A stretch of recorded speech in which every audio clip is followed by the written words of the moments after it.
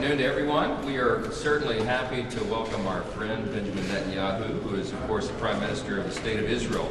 This is a very important time.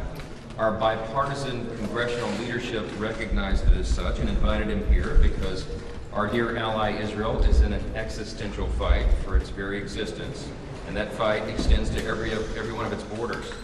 Today, the Israeli people are working to defeat Hamas following, of course, the horrific massacre on October 7th. They're having to ward off Hezbollah in the north. They're having to respond to Houthi attacks in Tel Aviv. And they fended off a historic watershed direct attack from Iran itself, a regime that is allied with Russia and China. The threats Israel faces are not only kinetic. Jerusalem is also combating lawfare and information wars and double standards from the UN and the media. Today and every day, Americans must stand shoulder to shoulder with Israel in its great struggle. In this struggle, nearly 300 days after October 7th, our hearts remain with the 120 men and women, boys and girls who are still in captivity in Gaza. Adon, Iltai, Sajid, Hirsch, Gadi, Judy, Omer, Keith, and so many others are being held deep in tunnels. We have not forgotten them, or their families, who so desperately want them home, and we, of course, do as well. Israel and the United States are united in our mission to bring them home, and I have full confidence that we will do just that. I have to say it's providential that the Prime Minister is here today after the 17th of Tammuz. It was nearly 2,000 years ago that the most powerful nation in the ancient world laid siege to Israel and destroyed Solomon's temple.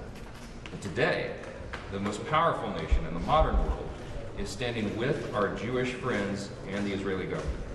I'm certainly eager, as we all are, to hear from the Prime Minister, and as we hope that this 17th of Tammuz marks the last time the Jewish people lament destruction so that they can live freely and securely in their ancestral homeland. I would defer to the Prime Minister. Thank you, Mr. Speaker.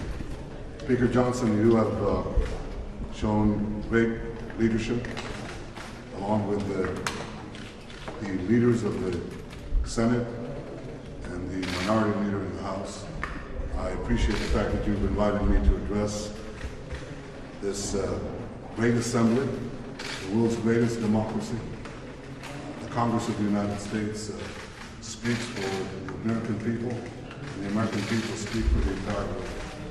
I very much value this opportunity to address this august forum. You said just now something that resonates throughout the ages. Almost 2,000 years ago, the Romans breached the walls of Jerusalem on this day, almost 2,000 years ago. Well, our enemies will not breach our walls today. And our wall is not made up only of our own soldiers, our brave heroes, but also the friendship and alliance with the great United States of America. That is very much expressed here today, and I thank you for giving me this opportunity. And the people of Israel, thank you for giving us this opportunity to express our common alliance. Thank you, Mr. Speaker. Thank you so much. Thank you.